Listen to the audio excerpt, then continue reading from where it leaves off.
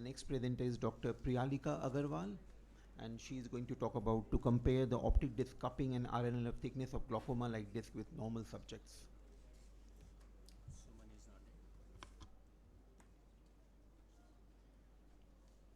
Can we get her talk? Sorry, can we get her talk, please?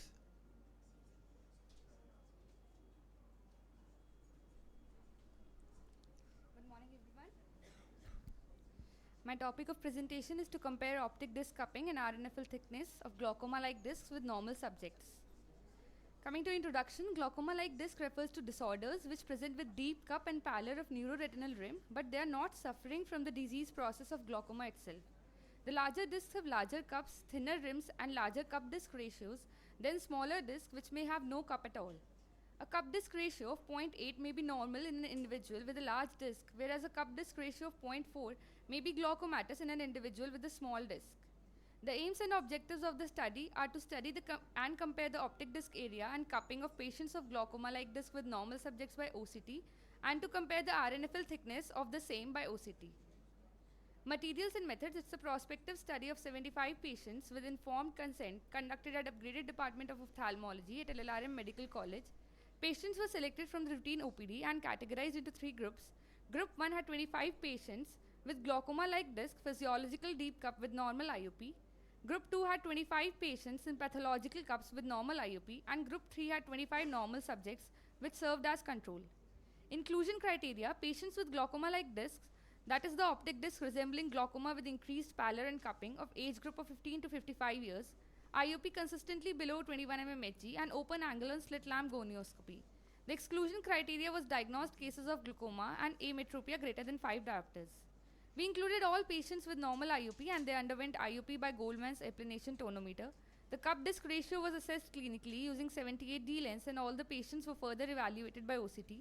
All the patients fulfilling inclusion criteria underwent visual field analysis by SAP. Coming to results, the total 75 patients in all 3 groups, out of which 39 males and 36 were females, included subjects in age group of 15 to 55 years, and there was equitable distribution in all age groups. The distribution of RNFL thickness in all the 3 groups, as we can see, the p-value between normal and pathological is highly significant, while the p-value for the normal and physiological cupping is not significant. The comparison of RNFL thickness in superior and inferior quadrant, the same was normal versus pathological, the p-value was significant, and for the normal versus physiological, the p-value was not significant, both for the superior and the inferior quadrant. The distribution of cup disc ratio as assessed by OCT, the cup disc ratio was significantly different in normal versus physiological as well as pathological. The distribution of neuroretinal rim, normal versus pathological was significant, and normal versus physiological, the neuroretinal rim was not significant.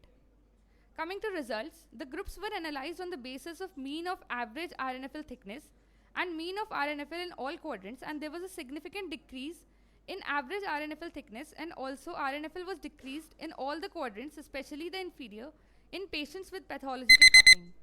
Subjects with physiological deep cup had RNFL thickness comparable to normal with no decrease, so deep physiological cups are normal cups. Optic nerve head parameters were analyzed in all the 3 groups using OCT, and it was found that for same optic disc area, there was significant increase in cupping, increase in pallor, and decrease in rim area in subjects of pathological cupping, which is statistically significant. It was found that subjects with physiological deep cup had all the optic nerve head parameters compared to normal, except the cup disc ratio, which was significantly increased. These are some images showing the bilateral high myopia and the pathological cupping of traumatic neuropathy. Coming to summary, imaging by OCT device can help to differentiate patients with deep physiological cup and glaucomatous disc and save the patients from the burden of anti-glaucoma medications, as physiological deep cups are healthy and they are similar to normal. The strategy of obtaining neuroimaging in all patients with suspicious optic nerve cupping is not cost effective. Therefore, OCT may serve as a fast and economical test to aid in determining whether a patient may have non-glaucomatous cupping requiring neuroimaging and further testing.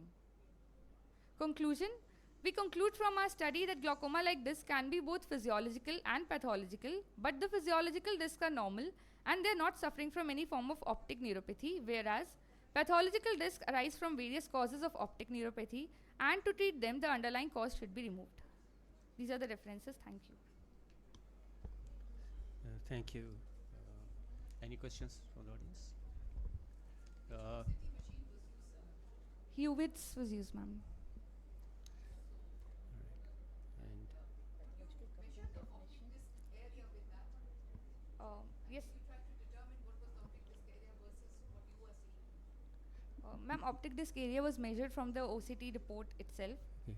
Clinically, did you look at the disc size? What, sir? Disc size, Disc size I did not measure, sir. because I think that's an important parameter. You know, if you have a physiological cup, you want to look at the disc size. I think you should have like commented on that too.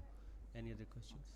I think one of the important criteria is the George Spieth classification of the disc, and that will help in the larger disc and a smaller disc, but you have to not measure the disc, so you don't know. Thank you. Okay, thanks.